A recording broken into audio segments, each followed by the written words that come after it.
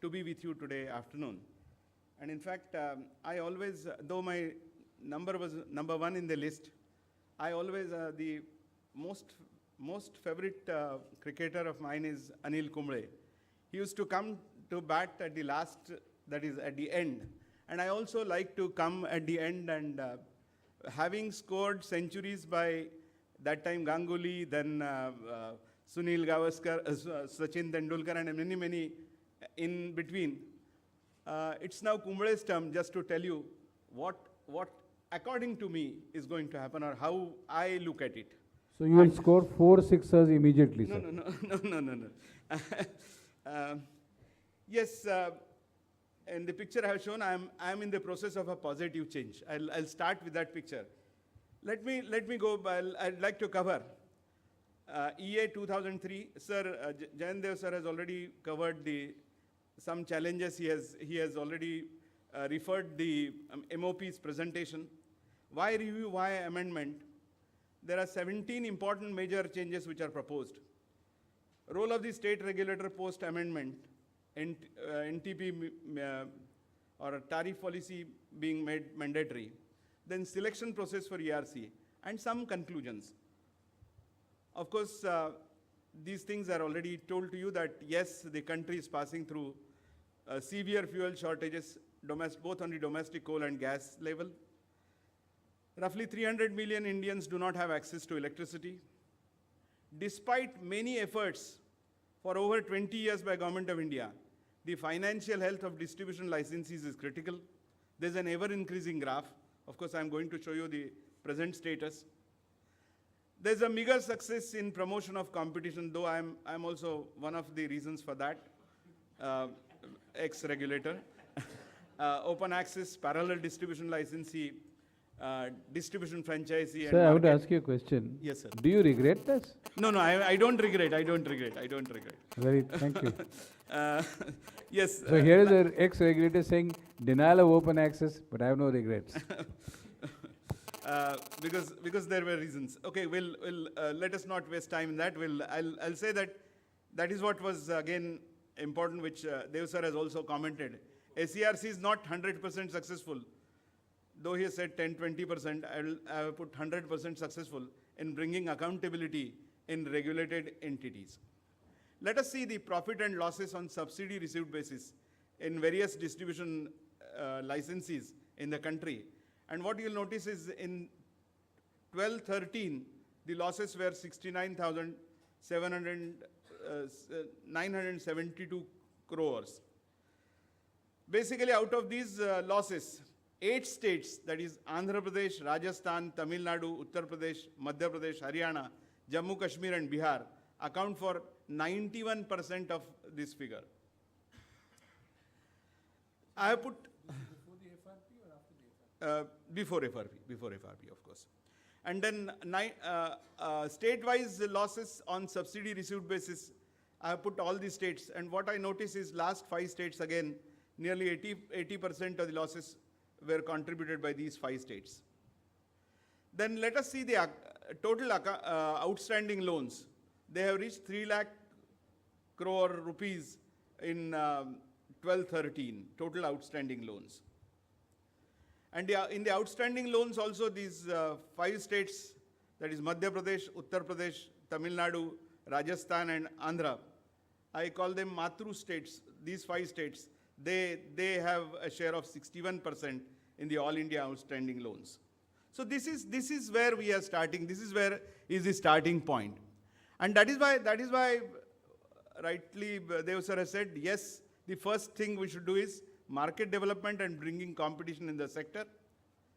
The second, which is thought of in the Act amendment, is carriage and content separation. Increasing efficiency in distribution system by giving choice to consumers. Dr. Pense has already given that example. Then promotion of renewable energies, maintenance of grid security, rationalization of tariff, and improvement in functioning of the regulatory commissions. John Maynard Keynes used to say, and I repeat, the greatest difficulty in the world is not for people to accept new ideas, but to make them forget the old ones. Why changes take time? I think this is the main reason. That is, we don't believe in future. We don't believe in people. We don't believe in systems, and we like to stick to the earlier ideas. What are the 17 changes according to me? According to me, what are the 17 main changes which have been proposed? The first change is state government to implement transfer scheme and create intermediary company and incumbent supply licensees. Existing power contracts will be vested with the intermediary company. The second change is each area of distribution will have one distribution licensee responsible for wire and metering, and multiple supply licensees for supply and billing. Again, another thing is at least one supply licensee will be a government-owned company. USO will be the responsibility of the incumbent supply licensee, and subsequent supply licensee will have obligation to supply progressively based on load factor prescribed by Government of India. Probably instead of load factor, it should have been contract demand. The license term under section 14 is made flexible, which is to be decided by ACRC. Presently, it is 25 years. Choice of open access for 1 megawatt plus consumers, making them deemed open access consumers. And ACRC is only to determine wheeling charges and CSS for open access customer. CSS not applicable in the case of migration of consumers across supply licenses. This is one very important change which, according to me, will have an impact on the incumbent supply licensee. So what does this mean? Does this mean that if I switch from Tata to Reliance, there'll be no Yes. cross-subsidy surcharge? That is what has been. So I'll just do that. Supply license. Supply license. Not distribution. Not distribution. Supply license. ERC to promote forward and futures contract as per Government of India. Sorry, I'm sorry. Sorry, sir. Sorry. This cross-subsidy surcharge is not applicable in the case of migration of consumers across supply licenses, means that, in other words, Yes. the cross-subsidy surcharge is applicable for supply licenses. Right. It's implied. Right. So the supply licenses are trading companies, right? Correct. Deemed trading companies. Deemed trading companies. Yes. So why would they collect a cross-subsidy surcharge? They have no universal service obligation. That is why, sir has said it is distribution licenses, who will collect it. Supply license लिखा है ना, इसलिए पूछ रहा था. Then ACRCs are mandated to follow national tariff policy formulated by Government of India. ACRCs to set category-wise ceiling tariff for supply licensees, and licensees are free to sell power at lower rates. I have just listed some of the issues which are there, which according to me are making change, and then I'll come to what will be the impact of this. New renewable policy and national policy for harnessing solar power to be formulated by Government of India. Renewable generation obligation, 10% of the installed capacity of thermal generation. Old thermal plants will be allowed to set up renewable capacity, but only with concurrence of power procurers. No cross-subsidy surcharge for open access based on renewables. ERC to promote smart grid, net metering, and ancillary services. Section 142 penalties for non-compliance of RPO or renewable generation obligation, RGO. Yes, please. The CSS non-applicability for renewable power Right, is sir. for a limited period. Right, sir. That will be decided by central government. Government, that, and- yes, now time is over. Correct, we'll sir. have Correct, to pay correct, CSS. correct, sir. Correct. Then the major changes in the regulatory commission process is changes in selection committee for selection of ERC members. In case of delay in selection process, it should be selection process greater than 5 months, CA to nominate senior officer as ex officio member. Jayan Dev sir knows we were a 2-member commission for almost 4 years. The terms of ACRC members is proposed to be reduced from 5 years to 3 years with a provision for reappointment. And there will be an FOR committee to review the performance of ERC based on the report. And based on the report, the removal of member is also possible. So these are 17 important provisions which the amendment has given us, and then let us see what each one of them will mean. For example, 51D, section 51D, SERC to specify electricity supply code to provide recovery of electricity charges and internal billing. Yes, we'll do it. The SERCs need to do it. The section 12, Commission shall not generally grant license for more than one distribution licensee in the area of distribution. Whereas in the places like Mumbai, where existing 2 or more licenses in the same area, they shall continue their operation. So in Mumbai, we'll have 2 distribution licenses. For example, in the area of Reliance, presently some Tata's network is there and Reliance network is already there. So I have a question. Right, sir. When the Reliance license expires, will you renew it? Because you only need one. Actually now, very recently it has been given for 25 years. So I really do not foresee any. Yeah, we have to book the conference hall. Okay. Yes. Section 15(8), substitute the license period from 25 years to as may be specified by appropriate commission. Central or state ERC may grant multiple supply licenses in the same area. At least one supply licensee should be government company or government controlled company. And consumers can switch suppliers by giving a notice, which we have seen happening in Mumbai. But as has been rightly said by Dr. Pense, out of 23 lakh customers, residential customers, only as on date roughly 4.5 lakhs they have shifted. Sir, Yes, I sir. need to ask you a question. Please, sir, please, sir. Your presentation, no, just go back to the other one. Okay. Yeah. Huh. Central or state ERC may grant multiple supply licenses in the same area. Right. That means you're talking about basically trading licenses in the case of CRC. Yes, trading licenses in case of CRCs Okay. and And SERCs. intrastate in the case of. Correct, correct. Okay. Sorry. Then this is one thing about which I think many regulators are not happy, because very recently I talked with many of them. Provision of policy shall be followed by the commission, and the word is shall be followed by the commission. Safeguarding consumers' interest, at the same time recovering cost of electricity to licensee without any revenue deficit in the context of tariff determined under section 62. Any revenue deficit prior to amendment shall be recovered as prescribed by government. So lot of issues are left open, in fact. So basically on 61, I'd like to say that the provision of tariff policy shall be followed, means it is mandatory on ERC to follow the provisions of tariff policy. According to me, personal opinion, I don't know what others feel, but I feel that it is not conceptually tenable. Neither subordinate legislation nor policy can supersede an enactment by Parliament. So that is why I feel the tariff policy should have been available first, and then probably this type of amendment should have come. EA 2003 has rightly required ERC to be guided by tariff policy. According to me, the same provision needs to be continued. Ceiling tariff will be determined for consumer categories.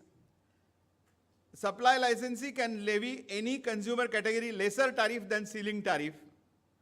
Obligation for supply licensee will be to pay to intermediary company, to pay to transmission licensee, to pay to distribution licensee, and to pay to the GenCo. Tariff to provide licensee for recovery of prudent charges. And yes, here also there is a price adjustment formula which is talked of about the fuel, power purchase and procurement price surcharge formula as specified in the tariff policy. Ceiling is also there for 1 megawatt and above? In fact, nothing specific has been given there, but debars, in fact, debars, that is correct. So 1 megawatt and above, there is no ceiling. SERC tariff, other amendments. Section 64 in the amendment says, if the tariff application is not filed by the licensee, ERC on its own not later than 30 days of last date specified for tariff filing, initiate the proceeding for tariff and call for information or document details from licensee. To some extent, presently it is difficult because lot of data within 30 days the process can start, but lot of data is to be asked for. Section 66 also says, commission to promote development of market including trading and forward and futures contract in power and encouraging energy efficiency in power. Section 64 says that tariff orders to be issued within 90 days from receipt of application of the tariff. In fact, tariff processing is a long drawn process. Presently, the existing provision is of 120 days. Many of the regulators in the country, they have contacted them. They say that the existing provision needs to be continued. That is of 120 days. Section 92 says that there is an additional clause that a ERC order, that is Electricity Regulatory Commission's order, on any petition to be issued within 120 days. And for delays, reasons are to be recorded in the order. My the 120 days is correct. In fact, we have to, there has to be some limit, because presently what is happening is some petitions are filed in 2014 and even in 2015, by 2015 end the result is not coming out. So 120 days is the correct, because if need be, urgent or continuous hearings need to be taken so that the case is disposed of in 120 days, sir. And if it is not done, what is the proviso? It is,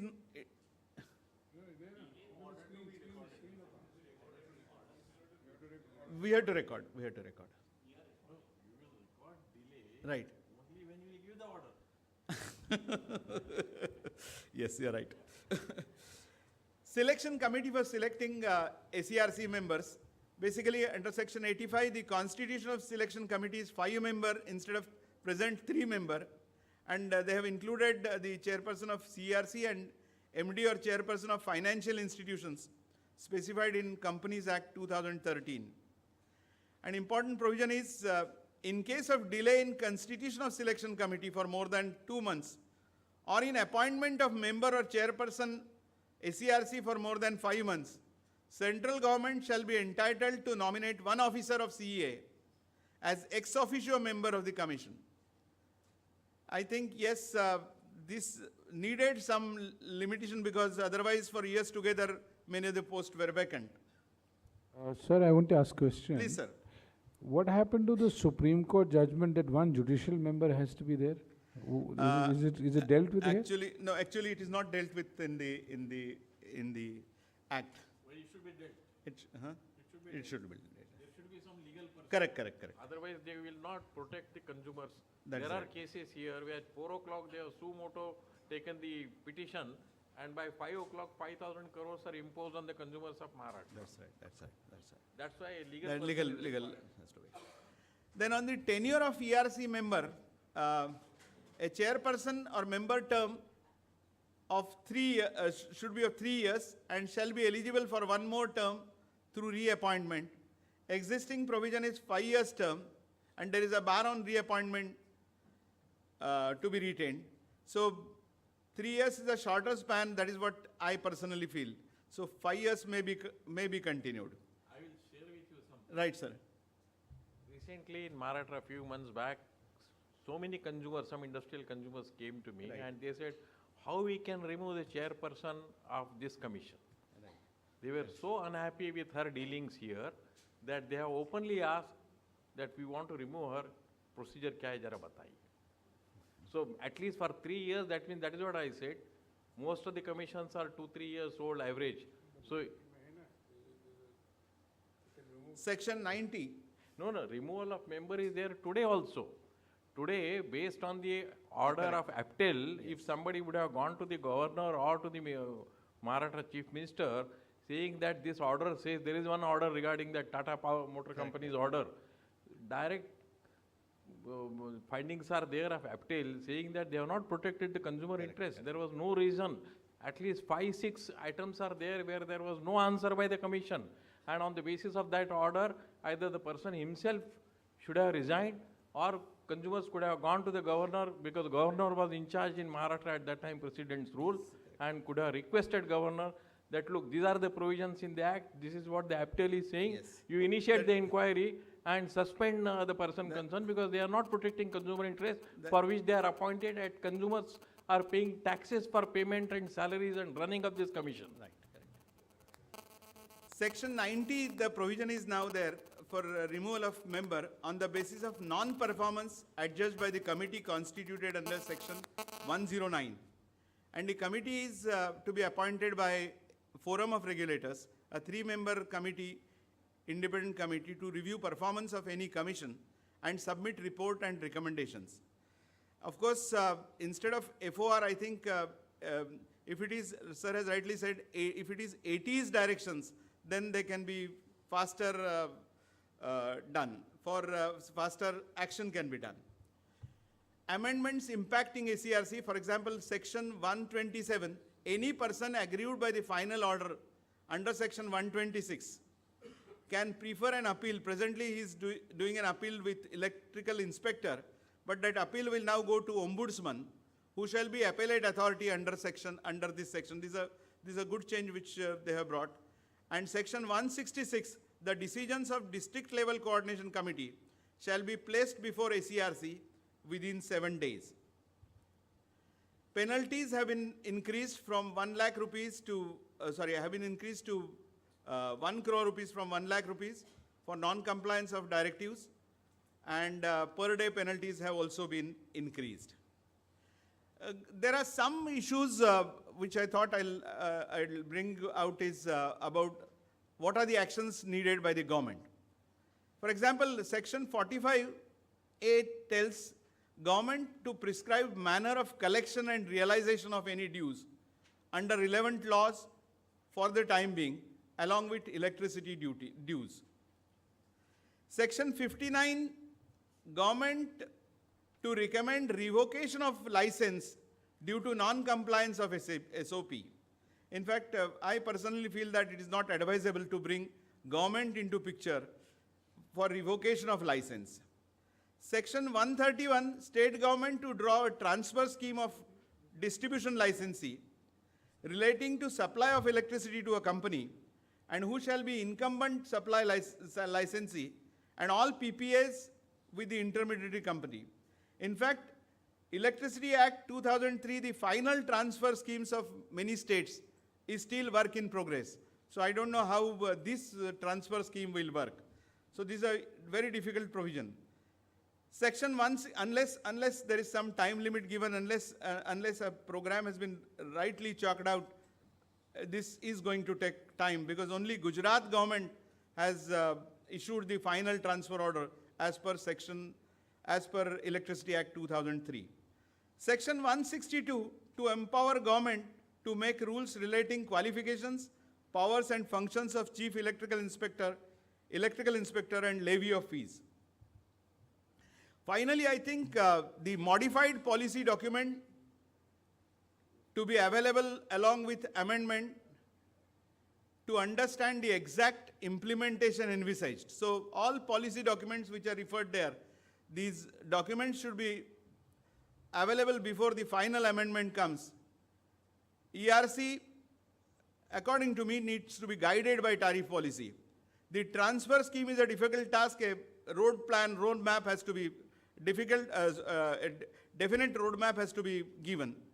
Tariff order, 90 days, I feel presently 120 days are needed. Franchisee operation, good that predecessor has already talked about it. Franchisee operation needs to be explicitly covered. It is not explicitly covered because of that there are some issues. Selection of member, more transparency needed. Tenure, according to me, needs to be 5 years.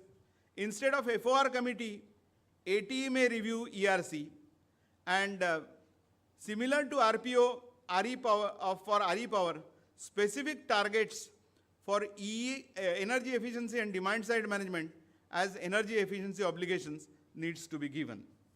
Finally, I'd like to thank once again all of you and the organizers. Change is a process, it is not an event. And I'd like to finally conclude saying that we all stakeholders need to be together. We all stakeholders need to study it with not with any doubt in our mind. When I is replaced by we, all stakeholders together, even illness will become wellness. So I think I have that hope that yes, if we work together, if we positively work together, then we'll go to the state of wellness. Thank you very much for patient listening. Thank you.